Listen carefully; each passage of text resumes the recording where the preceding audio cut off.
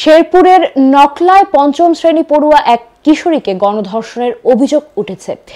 এই ঘটনায় গেল শনিবার রাতে কিশোরীর মা বাদী হয়ে আশিক মিয়া নামে এক যুবক সহ ৩-৪ জনের বিরুদ্ধে থানায় মামলা দায়ের করেছেন। অভিযুক্ত আশিক উপজেলার টালকি ইউনিয়নের শালুয়া গ্রামের আবু সায়েদের ছেলে। আর ওই কিশোরী স্থানীয় একটি সরকারি প্রাথমিক বিদ্যালয়ে পঞ্চম শ্রেণীতে লেখাপড়া করে।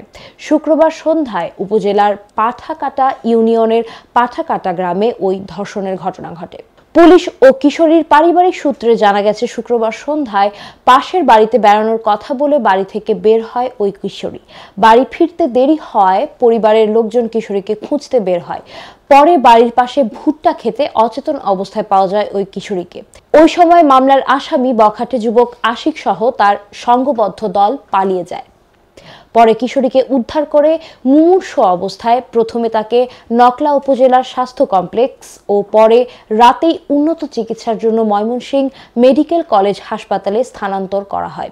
বর্তমানে ওই কিশোরী ময়মনসিংহ মেডিকেল কলেজ হাসপাতালে চিকিৎসাধীন অবস্থায় রয়েছে। পরিবারের অভিযোগ, সন্ধ্যায় পাশের বাড়িতে বেড়াতে যাওয়ার পথে বখাটে যুবকেরা কিশোরীকে তুলে নিয়ে পাশের ভুট্টা খেতে গণধর্ষণ করেছে। এ ব্যাপারে নকলা থানার পুলিশ পরিদর্শক আবুল কাশেম জানান, ওই ঘটনায় কিশোরীর মা বাদী হয়ে নকলা থানায় একটি মামলা দায়ের করেছেন। আসামিদের গ্রেফতার এবং কিশোরী ও তার পরিবারকে প্রয়োজনীয় আইনি সহায়তা দিতে কাজ করছে পুলিশ।